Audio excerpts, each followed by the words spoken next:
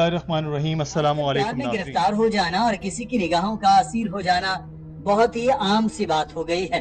نوجوان لڑکے لڑکیاں تو دور 12-13 سال کے بچے بھی پیار محبت کے دعوے کرتے نظر آتے ہیں. کسی کی پیار میں پڑنا کوئی معیوب بھی نہیں سمجھا جاتا. یہ اسلامی نقطہ نظر سے تو حرام ہے ہی، ساتھ ہی یہ معاشرتی، سماجی اور اخلاقی طور پر بھی ٹھیک نہیں. یہی وجہ ہے کہ والدین اس چیز کی حوصلہ شکنی کرتے ہیں، لیکن بچوں کو جتنا بھی سمجھائیں وہ سمجھتے نہیں ہیں. تو اس کا طریقہ کار کیا ہے؟ یہی سوال ڈاکٹر ذاکر نائک نے ایک لڑکی سے کیا کہ آج کل ٹین ایجر پیار میں پڑنے کا دعویٰ کرتے ہیں. کیسے میں اپنے ان دوستوں کو سمجھاؤں کہ یہ چیز صحیح نہیں ہے؟ اور دوسرا سوال یہ ہے کہ اگر پیار کا دعویٰ کرنے والے نیک ہوں تو کیا کیا جائے؟ Asking from a perspective of a teenager. Today it's very common to have people so-called falling in love. And I would like to know that how do I convince my Muslim friends who have so-called fallen in love to go about and how to refrain from falling into the vices of staring and stuff like that. And the second question is that if the girl or guy is virtuous, then how should I ask them to go about? Doctor Zakir Naik نے کہا کہ میرے خیال میں بہت زیادہ روابط یا بات چیت ایسی چیز ہے جو پیار محبت کو جنم دیتی ہے. اگر کسی لڑکی نے حجاب پہنا ہے یا لڑکے کی آنکھیں جھکی ہوئی ہیں تو پیار محبت کا سوال ہی پیدا نہیں ہوتا. کالج، یونیورسٹی میں اکثر لڑکے اور لڑکیاں آپس میں ملتے ہیں، لیکن اگر حجاب پہنا ہو تو پیار کا آدھا چانس تو ویسے ہی ختم ہو جاتا ہے. اور اگر آپ آپس میں بات نہ کریں، حال چال بھی نہ پوچھیں، تو باقی آدھا چانس بھی ختم ہو جاتا ہے.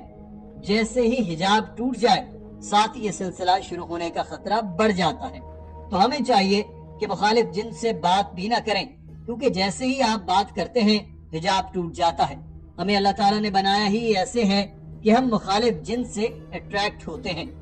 جب ہم مخالف جنس سے بات کرتے ہیں اور کچھ محسوس نہیں ہوتا تو ہمیں سائیکالوجسٹ کو دکھانے کی ضرورت ہے.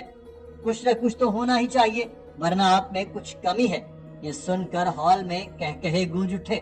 So talking, walking, thinking, heart, niyat, everything put together. So when the hijab is broken in any of these aspects, there are high chances that infatuation will come. And that's how Allah subhanahu wa ta'ala, our creator, Almighty God has made us.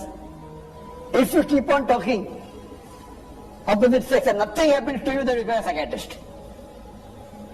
If you keep on talking often to an opposite sex and say, no, I talk but nothing happens to me, so you become a psychiatrist. Something has to happen. There's something wrong with you. Doctor Zakir Naik نے کہا کہ اگر آپ بات کرتے ہیں، hello hi کہتے ہیں، ایک دوسرے کو چٹکی کاٹتے ہیں، ہنسی مذاق ہو، تو لازمی بات ہے کہ آپ کو کچھ تو ہوگا. اور اسکول کالج میں ہونے والے پیار کا اسلام سے کوئی لینا دینا نہیں ہوتا. 99% دونوں میں کوئی نیک نہیں ہوتا. اگر ہوتا تو ایک رک جاتا. ہاں، یہ ہو سکتا ہے کہ لڑکا یا لڑکی نیک ہو مگر اتنے زیادہ نہیں، لیکن باقی لوگوں سے بہتر ہوں، تو چانس تو تب بھی ہے کہ پیار میں گرفتار ہو جائیں. مگر اسلام میں شادی سے پہلے پیار کی کوئی جگہ نہیں ہے. اسی لیے میں ہمیشہ کہتا ہوں کہ اس لڑکی سے پیار کرو جس سے شادی کی ہے، اس لڑکی سے شادی نہ کرو جس سے پیار کرتے ہو. رومیو جولیٹ، لیلا مجنون، شیری فرہاد، یہ سارے قصے کہانیاں ہیں، ان سے متاثر نہیں ہونا چاہیے. ڈاکٹر ذاکر نائک نے اس لڑکی کے دوسرے سوال کا جواب دیتے ہوئے کہا کہ اگر پیار کرنے والے دونوں نیک ہوں تو کیا ہونا چاہیے. ڈاکٹر صاحب نے بتایا کہ ہو سکتا ہے لڑکی نیک ہو، حجاب کرتی ہو، چال ڈھال، بات سمیت ہر چیز اسلامی ہو، اور وہ اس لڑکے سے پیار کر بیٹھے جو نیک ہو اور اسلام کے اصولوں پر چلتا ہے. اگر ایسا ہو جاتا ہے تو ٹھیک چیز ہے، کیونکہ شادی سے پہلے لڑکے اور لڑکی کی مرضی پوچھنا اسلامی ہے. دوسری صورتحال یہ ہے کہ دونوں نیک ہوں مگر یہ ایک طرفہ پیار ہو. اس صورت میں بہترین حل یہ ہے کہ جس کو پیار ہوا ہے وہ رشتہ بھیج دے، دیر نہ کرے، کیونکہ کوئی پتہ نہیں کہ کب حجاب ٹوٹ جائے. پیار تک تو ٹھیک تھا مگر حجاب ٹوٹا تو یہ غیر اسلامی ہوگا. رشتہ بھیجے اور قبول ہو جاتا ہے تو پھر بات کریں، کوئی مسئلہ نہیں. So Islamically, if she likes someone on the basis of Quran and Sunnah, because he is virtuous, no problem, accept it. She has not breaking law of the Sharia. She should send the proposal as soon as possible. Don't wait. Send the proposal Islamically. Then we can have a meeting, have a talk, have a chat. If he accepts, alhamdulillah. If he doesn't accept, no problem. She finds someone else and he finds someone else. From that's the question. ناظرین، یہاں ایک اور لڑکی نے doctor Zakir Naik سے سوال کیا کہ وہ اس اجتماع کی کوارڈینیٹر تھی. اس نے پوچھا کہ ایک بیوی کے لیے ذمہ شوہر کے کون سے حقوق ہیں. According to Islam, what are the important duties of a wife towards her husband? Doctor Zakir Naik نے کہا کہ قرآن پاک میں فرمایا گیا کہ میاں اور بیوی ایک دوسرے کے لباس ہیں. لباس کا کردار ایک دوسرے کے عیب چھپانا، ایک دوسرے کی حفاظت کرنا اور ایک دوسرے کی خوبصورتی بننا ہے. اگر آپ دیکھیں تو قرآن پاک میں عورت کو محسنہ کہا گیا ہے. یہ شیطان کے خلاف مرد کی ڈھال ہے. تو یہ خواتین کی ڈیوٹی ہے کہ وہ مردوں کی ڈھال بنیں شیطان کے خلاف، اور وہ ایسی طرح کر سکتی ہیں کہ شوہر کو بھٹکنے نہ دے، اس کو سیدھے راستے پر رکھیں. جیسے بیوی کو لگے کہ شوہر قرآن و سنت سے بھٹک رہا ہے، وہ فوراً اس کو صراط مستقیم پر چلائے. مثال کے طور پر شوہر نماز پڑھتا ہو مگر صبح فجر کے وقت نہیں اٹھتا، تو آپ اس کے لیے الارم لگا دیں تاکہ وہ اٹھے اور نماز پڑھے. اگر آپ کو معلوم ہے کہ وہ باہر کی عورتوں کے پاس جا رہا ہے تو آپ اس سے اور زیادہ محبت کریں تاکہ وہ متاثر ہو کر آپ کے پاس لوٹ آئے. If you know he has some vices which he may have fallen into, so you see to it that you're compassionate to him. And with love, see to it that the relationship should be hand in glove. You shouldn't be, oh, I'm doing something wrong. Or the question haram, right? So with love and affection, you should see to it that he's on the straight path. So these are the basic ones, hand in glove and being a muhsina. Furthermore, all the duties that are there, taking care of the husband, see to it that you obey him.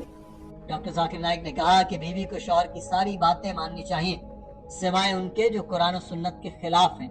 لیکن یہ one way traffic نہیں ہے. شوہر کو بھی بیوی کا ایسا ہی خیال رکھنا چاہیے. حضرت محمد صلی اللہ علیہ وسلم نے کہا کہ تم میں سے بہترین وہ ہے جو اپنی بیوی اپنے اہل خانہ کے ساتھ اچھا ہے.